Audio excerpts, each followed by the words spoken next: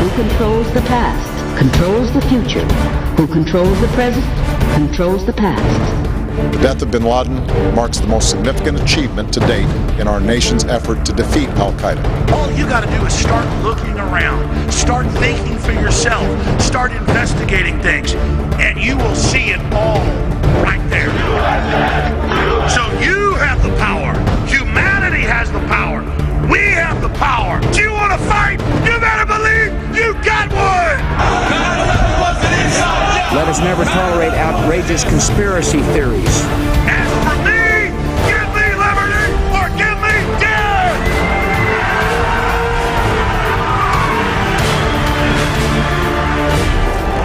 The answer to 1984 is 1776.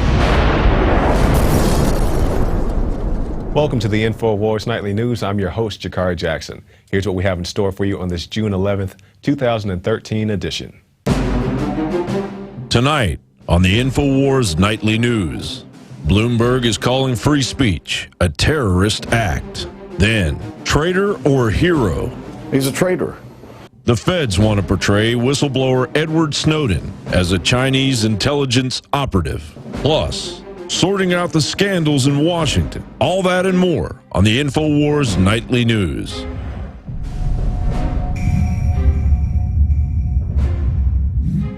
And welcome back. Top story headline: effort to portray NSA whistleblower Snowden as Chinese intelligence operative underway. That he chose Hong Kong in which to flee to find safe haven tells you what? Well, here's the problem: is that Hong Kong is controlled by Chinese intelligence. It's not an independent part of China at all. You know, I've talked to a bunch of people in Washington today in official positions, and they're looking at this as a potential Chinese espionage case. On the face of it, it looks like it's under some sort of Chinese control.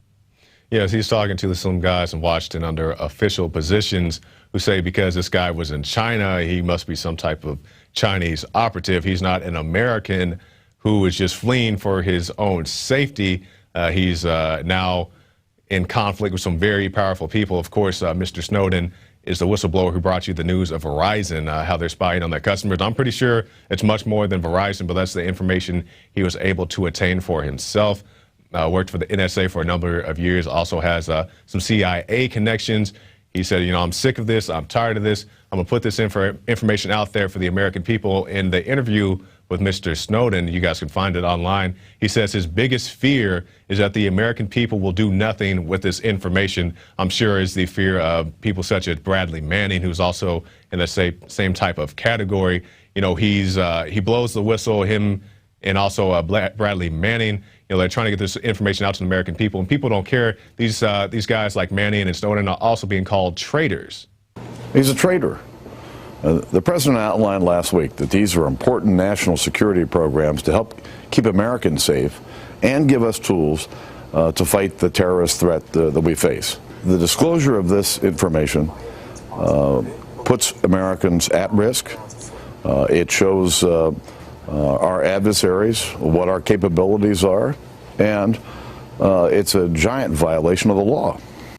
And I'm curious as to how this makes me or you or anybody else more unsafe by saying that Verizon is spying on your calls. That makes you unsafe somehow. I'm not exactly sure the logic Mr. Boehner has, and I'm pretty sure there are other people such as himself who, you know, who think that they're doing, you know, God's work by spying on you and your family. But that's just how they seem to justify their actions. And of course, I view guys like Manning and Snowden